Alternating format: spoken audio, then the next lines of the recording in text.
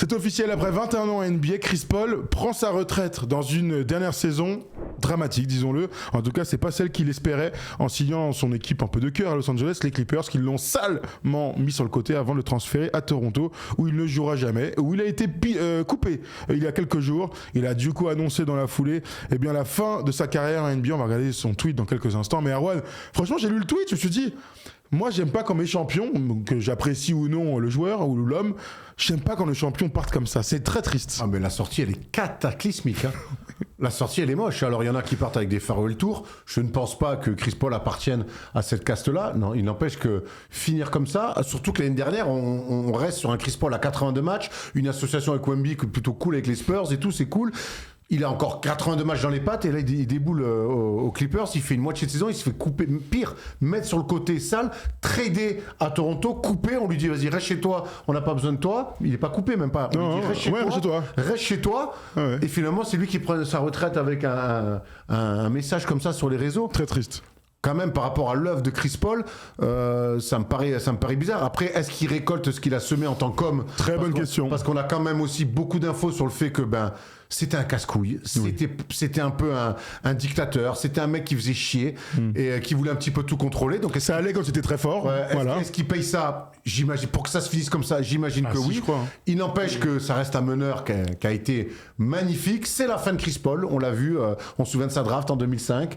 Ça me paraît c'était hier. Sa saison rookie exceptionnelle, ce meneur de jeu parfait, capable de faire plein de choses. Une finale NBA avec les Suns, jamais de titre, pas de titre de MVP. Des médailles d'or olympiques, ça compte. Des médailles d'or olympiques aussi avec Team USA. Donc voilà, il y a une œuvre, il fait partie du top 10. À quelle place on peut le mettre maintenant ? C'est une question qu'on va se poser, le débat, mais là, le premier truc qu'il faut dire, c'est que pas bravo la fin, quoi. Tiens, viens, on se la regarde. Bravo la fin. Tom, tu peux remettre, s'il te plaît, la déclaration de Chris Paul. Merci. Oh, t'es excellent. Ça a été directement mis sur ChatGPT pour ensuite pouvoir... C'est fini, après plus de 21 ans, je quitte le basket. Au moment où j'écris ces lignes, j'ai du mal à savoir ce que je ressens vraiment. Mais pour une fois, la plupart des gens seraient surpris. Je n'ai pas la réponse. Évidemment, il fait un clin d'œil à son caractère. Mais je ressens surtout de la joie et de la gratitude. Même si ce chapitre de ma vie de joueur NBA est terminé, le basket restera jamais gravé dans l'ADN de ma vie. J'ai passé plus de la moitié de ma vie en NBA, soit 3 décennies. C'est fou, rien que de le dire. Jouer au basket pour gagner ma vie a été une chance incroyable, mais qui s'accompagnait aussi de nombreuses responsabilités. J'ai tout accepté, le bon comme le mauvais. Bon, c'est très long. Je me sens très enthousiaste à l'idée d'emporter avec moi. Avec tout. T'as vu, j'ai fait des jump cuts.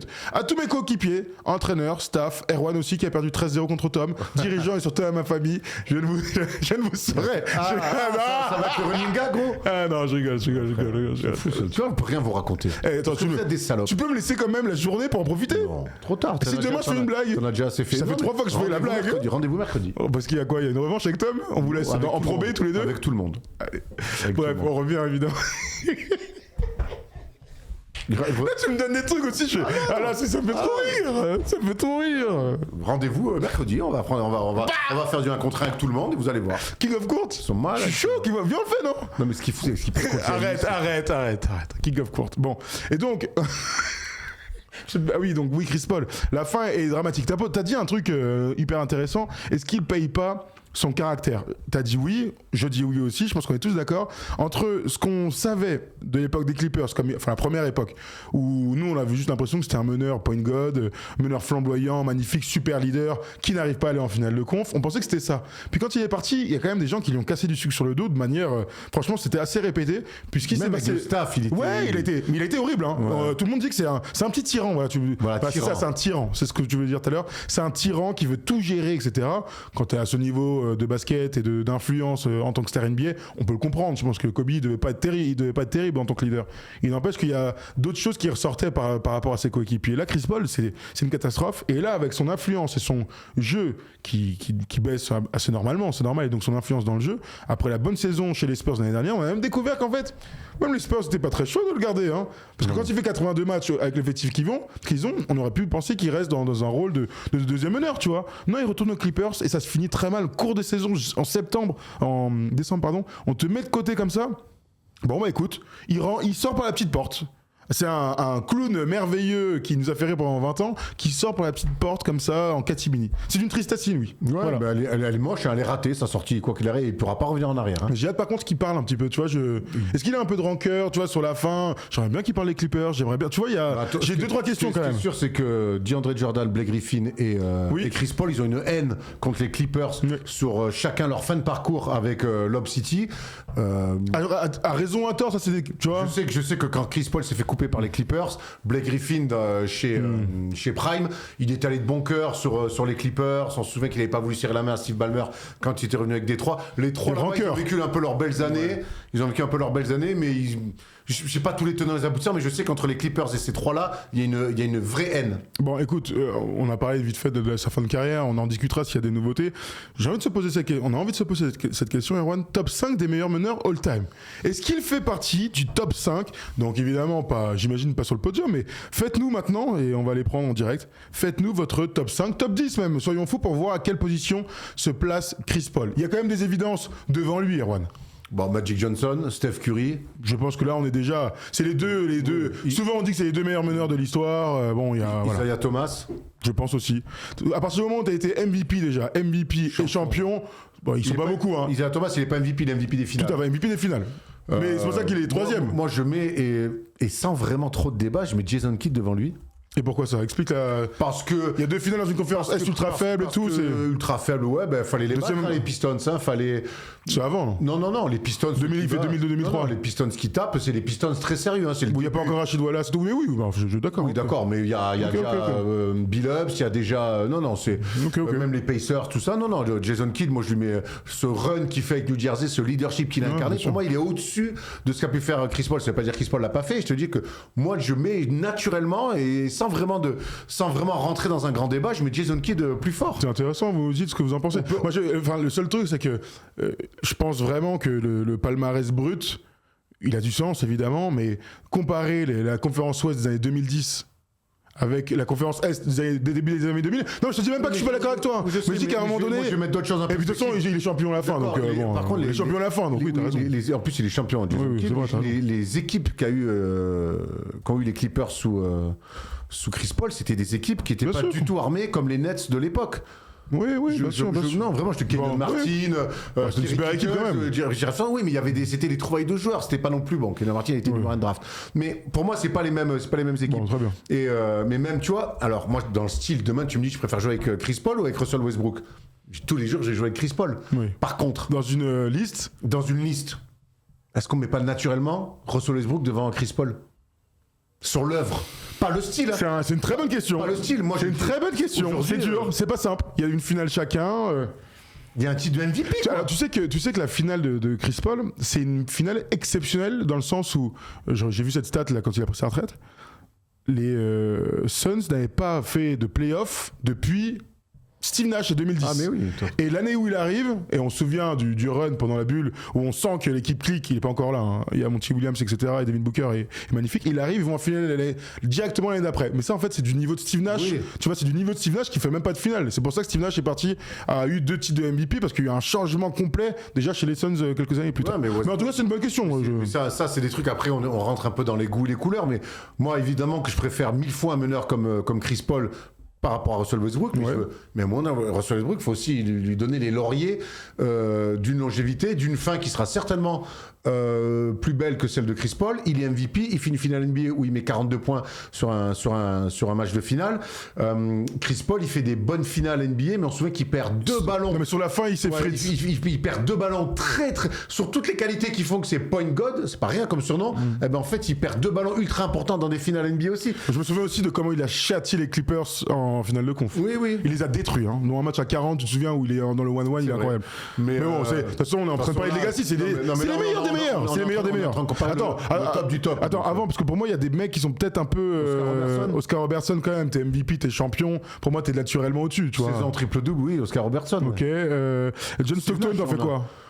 Stockton, je suis partagé. La longévité, 2 finales. Après, Stockton, loin d'être MVP. Chris Paul fait 3e une saison. Deuxième. Après Deuxième. 2008, il est deuxième. Deuxième. Donc je mettrais quand même Chris Paul devant John Stockton. Ok, mais c'est intéressant. Alors souvent, il y a des gens qui mettent Jerry West là-dedans. Jerry West, c'est un deuxième Bah arrière. ouais, moi aussi, je suis plutôt d'accord avec toi. Il y a Bob Cousy, par contre, qui revient souvent. Mais bon, là, c'est très dur. Ouais, très dur.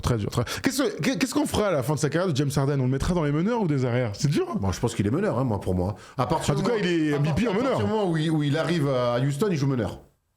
Pas au tout début. Plutôt, non. Pas au tout début. Au bout de c'est Kevin McHale qui le met à un moment donné, il change. C'est Tu vois. au cours de la première année ou début deuxième qui devient meneur. En oui. fait, Harden, on l'aura beaucoup plus connu meneur que deuxième arrière. En tout cas, il serait Et sachant qu'ici, quand il sortait du banc, souviens-toi, il joue meneur. Oui, c'est vrai. Alors, du coup, qu'est-ce qu'on a là? Magic, Steph Curry, Oscar Robertson, Isaiah Thomas. Toi, tu as Jason Kidd aussi devant. Steve Nash, tu m'as dit qu'il était devant ou pas? Deux titres d'MVP, ouais. Steve Nash avec 2 titres d'MVP, je suis obligé de le mettre devant. Il y a Tipeee. Et bien sûr, on va finir sur Tony Parker pour savoir où est-ce qu'on le place. Vous vous souvenez de Tipeee dans cette vidéo légendaire lors du Covid où on plaçait justement, on faisait ce petit top là des meilleurs meneurs all-time, et Tipeee avait dit mais moi il m'a jamais battu, même si on sait qu'ils ont un lien fort les deux, parce que Chris Paul a dit moi mon gars c'est Tipeee. C'est moi je lui vole son flotteur, ils avaient un lien très fort. Après oui il a jamais battu les Spurs en même temps. Enfin, j'ai jamais battu les Spurs. La fois où il s'est blessé là, tu te souviens? Ouais. Oh, d'ailleurs, ça c'est des finales. Match 7 Clippers. Premier tour Clippers Spurs. D'ailleurs, qu'on avait vu au cinéma, tu te souviens? Au cinéma, 21h30, on s'en souvient. Et comment oublier et bah, avec sa blessure à la cuisse, il met un truc avec la planche là, un runner là, exceptionnel. C'est les grands moments de Chris Paul.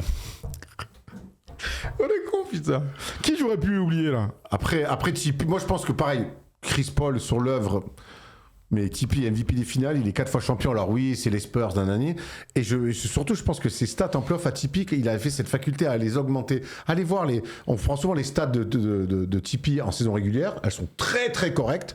Allez voir les stats de Tipeee en playoff, c'est encore au-dessus. Oui, et bien surtout, sûr. dans les confrontations, il a très souvent dominé Chris Paul. C'est sûr, mais... Et d'ailleurs, Tipeee se considère, et allez voir cette vidéo, Tipeee se considère au-dessus de Chris Paul parce que dans leur confrontation directe, il a souvent dominé Tipeee. Non, mais il a jamais joué avec Tim Duncan, Chris Paul aussi. Ça aurait changé beaucoup de choses. Je pense qu'il aurait été champion. Hein. Non, mais tu vois, c'est ça qui est passionnant. C'est très dur. C'est passionnant. C'est très dur. Les classements, ils sont durs. Mais bon. Alors, Chris Paul, on le met dans le top 5 ou pas alors? Parce que tu me dis.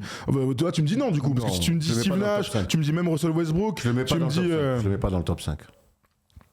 Moi non plus, je crois que je le mets pas dans le top 5. Après, c'est dur, longévité de malade. Est-ce qu'il y en a qui le mettent dans le top 5? Ouais, dites-nous, hein, n'hésitez surtout pas à nous dire. Ah bah tiens, attends, mais oui, mais je suis bête, attends, je viens de voir un petit message là. Il y a mon gars, Abdoulaye, qui nous a appelé. Abdou, t'es là? Ouais, je suis là. Ça va? D'où? Tu nous appelles d'où? Salut. De Courbevoie, je suis déjà passé. Oui. Bah voilà, de Courbevoie, hein, c'est tout. Très bien. Je voulais t'aller enchaîner sur un truc archi lourd, non, de Courbevoie. Non, rien de spécial.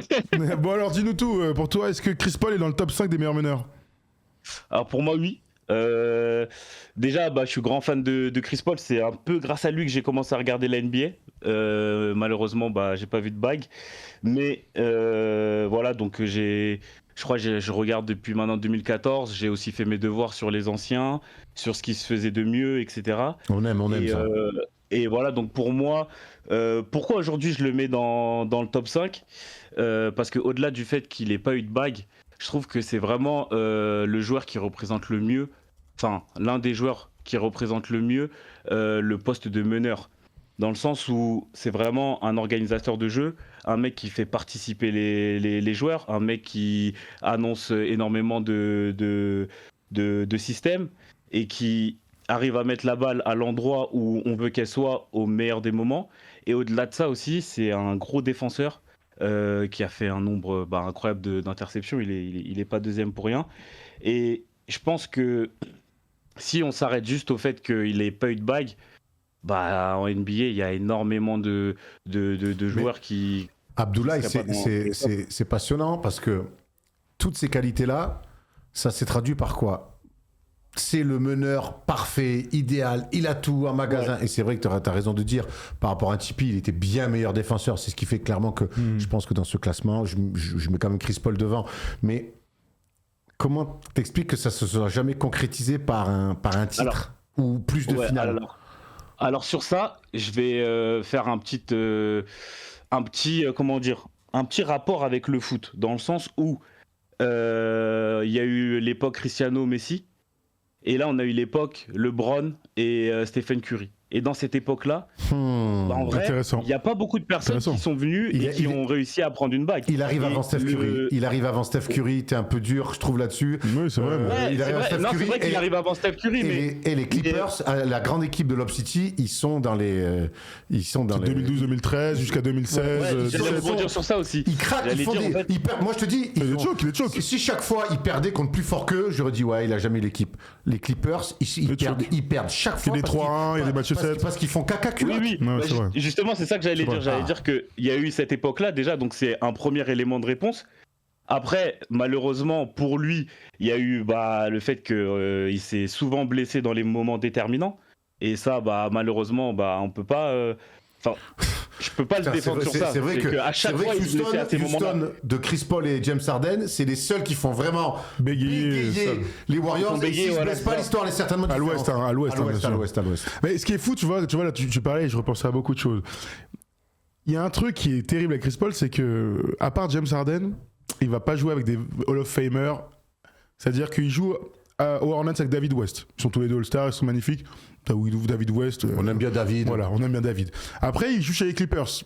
Et donc, il va pas chez les Lakers déjà, qui aurait pu changer complètement sa carrière et on ne cessera de le dire, son histoire, t'as raison. Il va chez les Clippers. Finalement, quand tu regardes, et t'as raison de dire, on n'oubliera jamais Lob City, il y avait une hype surdimensionnée. Mais finalement, il aura joué avec Blake Griffin. Aussi fort soit-il, Blake Griffin, dans le classement des postes 4, il est combien ? Il est 15e, 20e, 25e. Tu vois, le problème, c'est qu'il a son deuxième meilleur joueur ou le meilleur joueur, je sais pas. Finalement, dans l'histoire, il compte pour rien, Blake Griffin. Après, il part à Houston. À Houston, il a jamais été aussi proche de taper les Warriors. C'est le deuxième meilleur joueur. Ça se passe même très bien d'ailleurs avec Chris Paul parce qu'il leur fait passer un cap. Après, il part aux Suns, il va en finale, ce qui est un exploit. Il va au KC d'abord et ça se passe bien. C'est vrai, t'as raison. Il va au KC une saison, ça se passe très très bien avec Dennis Schroeder et un jeune Chet. T'as raison de préciser ça. Et Paul George, bien sûr, qui finit troisième au MVP. Et après, il part aux Suns, il va en finale direct, ce qui est une prouesse en vrai. Incroyable. La suite. Paul George, c'est pas cette saison-là. Non, Paul George joue avec Melo et Westbrook. C'est la saison d'avant. Ouais. T'as raison. 2017-2018. Là, c'est 2018-2019. Avant qu'il arrive au Sun. Donc finalement, oui, il est pas champion. Il y a 1500 raisons à expliquer, mais en fait, on a l'impression de dire ça, il est limite un loser. Moi, je pense que ce truc-là de. J'ai jamais. Tu l'as pas dit. Mais tu sais que dans l'imaginaire de Chris Paul, souvent on dit ça. Et moi, je me suis toujours inscrit en faux, en fait. Parce qu'il y a tellement d'aléas. C'est pas un mot qui est sorti de ma bouche. Non, je me dis que tu l'avais dit. Je dis que c'est l'imaginaire des gens. Mais Abdoulaye, vas-y, il va le défendre. Oui, moi je vais le défendre à fond. En fait, je trouve que la NBA c'est très très dur parce que dans tous les cas, chaque année il y a qu'un seul champion, contrairement au foot par exemple où tu peux gagner et dans ton championnat et en Europe, etc. Mais bref, et du coup déjà le fait qu'il y ait qu'un seul champion c'est très très dur. Et après, faut se dire la vérité. Malheureusement, moi, je le kiffe et pour moi, c'est mon joueur préféré. Il se blesse souvent sur les moments cruciaux et donc, du coup, ça rend un peu la performance moindre et du coup, on a cette impression de loser ou en tout cas d'un joueur qui du beau perdant. Se chie dessus. Voilà, dans les moments importants. Mais c'est pareil, dans le choix des mots, le beau perdant se chie dessus. Mais au-delà de ça, je trouve que dans les équipes où il est allé, par exemple, aux Rockets, comme on a dit, il est allé en finale plusieurs fois, en finale de conférence. Il a fait peur aux Warriors. Bon, plus que après, peur, aux Suns, personne s'y attend. Et au final, il va en finale NBA. Après, il se passe ce qui se passe après. Moi, je suis un peu déçu. En fait, moi, c'est vraiment à ce moment-là que je suis hyper déçu. C'est de la deuxième saison avec les Suns. Où là, je pense qu'on aurait dû faire beaucoup mieux. Mais bref, c'est les aléas de la vie. Mais en tout cas, je pense que dans un top des meneurs, aujourd'hui, si tu prends le top des meneurs, vraiment le top, il n'y en a pas énormément non plus qui ont... on retrouve beaucoup de grands meneurs qui n'ont pas gagné de bague.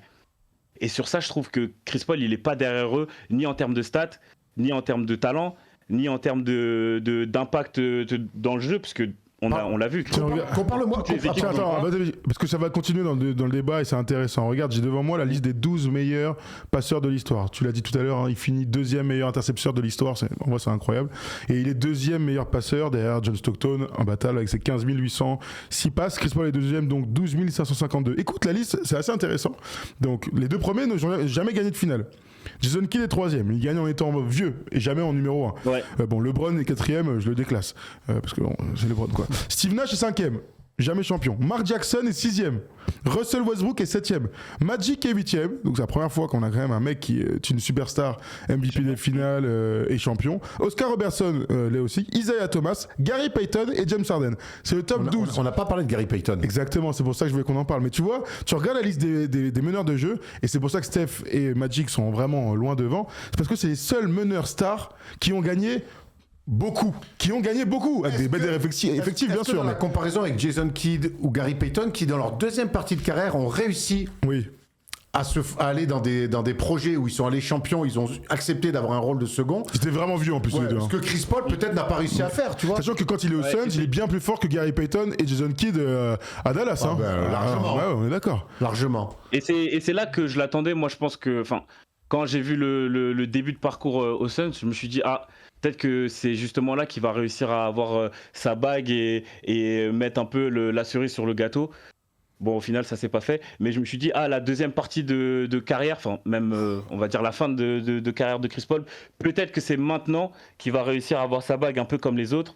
Et sur ça, j'ai été déçu. Mais je saurais pas comparer l'équipe de Jason Kidd par rapport aux Suns, parce que il y avait vraiment une star qui était en place et aujourd'hui qu'on parle comme une légende ultime.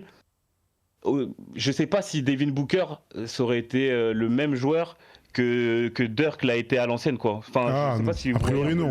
A priori non. Les carrières, il est encore jeune, on sait jamais. Ce qui est sûr, c'est que en tout cas ce qu'on a vu, mais ça sera notre débat, mais ce qu'on a vu Devin Booker, le leadership notamment en finale et tout, j'aimerais bien le revoir et je l'ai pas revu depuis. Alors j'ai vu des flashs, des choses, mais je l'ai pas revu. Il faut avoir une bonne équipe, toujours pareil. Si t'as pas une bonne équipe. Tu vois, Chris Paul quand il va en finale, tu me dis putain, j'étais pour les Suns parce que j'avais envie de le voir champion. Ouais, c'est vrai. Mais t'es content pour lui quoi. J'avais envie de le voir champion. Parce qu'il avait été excellent aussi pendant le run. Il avait été excellent les gars. On s'en souvient, j'avais envie de le voir champion. Et Yanis les a détruits. Yanis, il met 5 ans sur le match 6. Mais c'est vrai que tu vois, quand ça m'a rappelé ça, sur ces finales, j'avais envie de voir les Suns et surtout Chris Paul champion. Bon, j'ai l'impression quand même qu'on est tous plutôt d'accord qu'il est hors top 5, il doit être 6-7, tu vois, comme ça. T'as pas dit pour Gary Payton si tu mettais l'un ou l'autre devant d'ailleurs? C'est dur. Parce que là, on est sur le même. C'est le même genre en fait. Moi, naturellement, j'irai sur Gary Payton. Naturellement, tu vas souvent sur l'autre que Chris Paul, j'ai remarqué là. Ouais. En fait, pour toi, il est plus 10e que 5e. Par exemple, tu vois, ce qui est archi intéressant, c'est qu'il y a le ressenti et il y a l'œuvre. T'es obligé de prendre ce que le mec a fait. Moi, Russell Westbrook, vous savez ce que je pense de Russell Westbrook. Je respecte l'œuvre, mais c'est un meneur. Moi, je pense que ça va être terrible de jouer avec ce mec-là. Sauf si. Je me suis sorti en premier tour. Sauf très souvent. Mais ce qu'a fait Russell Westbrook, ce qu'il a réussi à faire à une époque, de refaire des saisons en triple-double, d'être MVP, de maintenir OKC comme ça pendant des années avec des équipes qui étaient quand même des équipes random. Oui, sortait au premier tour, quand même.